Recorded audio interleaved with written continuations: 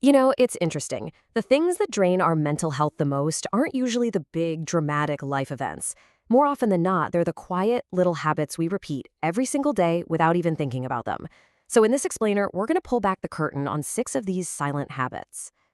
So let's start with a question. Have you ever had one of those days where you just feel completely wiped out, mentally exhausted, but when you try to figure out why, there's no big reason? Nothing obvious happened? It's a really common feeling, and the cause is usually hiding in plain sight, scattered across our daily routines. And that brings us to a really useful term for what we're talking about today: silent drain habits.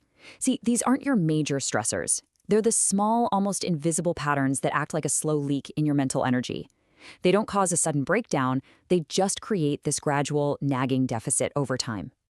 Okay, so our first area of focus is all cognitive. We're going to call it the overthinking loop. This is basically when our brain gets stuck on a hamster wheel, just spinning in these repetitive, unproductive thought patterns that burn a ton of energy but never actually solve anything. The first pattern we see in this loop is perfectionism. Now, from your brain's point of view, setting an impossibly high standard isn't motivating. It's actually a chronic threat. It sees the gap between reality and your perfect ideal as a constant failure, which in turn triggers this low-level but non-stop release of stress hormones like cortisol. Your whole system is essentially just simmering in a state of alert. And the other half of this loop? That's rumination. It's when you constantly replay a negative event or a worry over and over in your head. Every single time you do that, you're not getting any new insight. What you are doing is strengthening the neural pathway for that negative thought. It's literally like doing reps at the gym, but for pessimism. A really simple way to break this is with a 5-minute distraction. Anything that just forces your brain to focus on something else and breaks that cycle.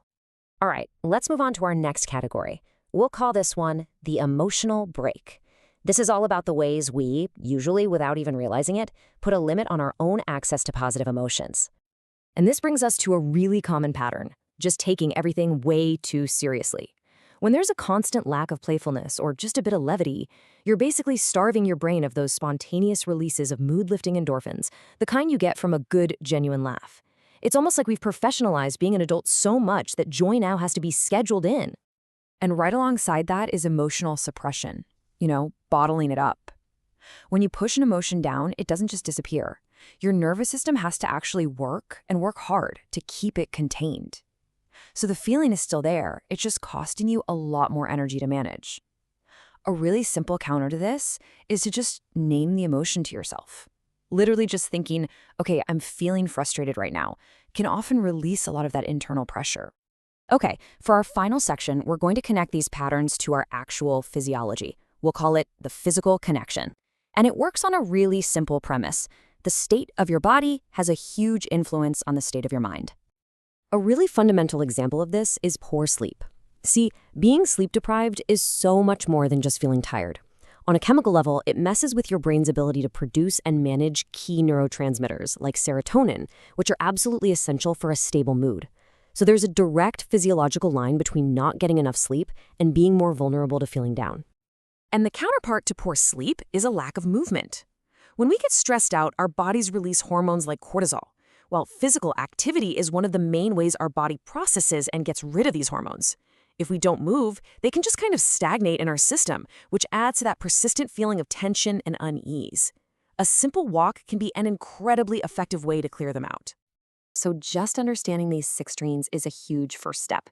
But, awareness without action can just become another thing to overthink. So let's wrap this up with a practical, super accessible reset.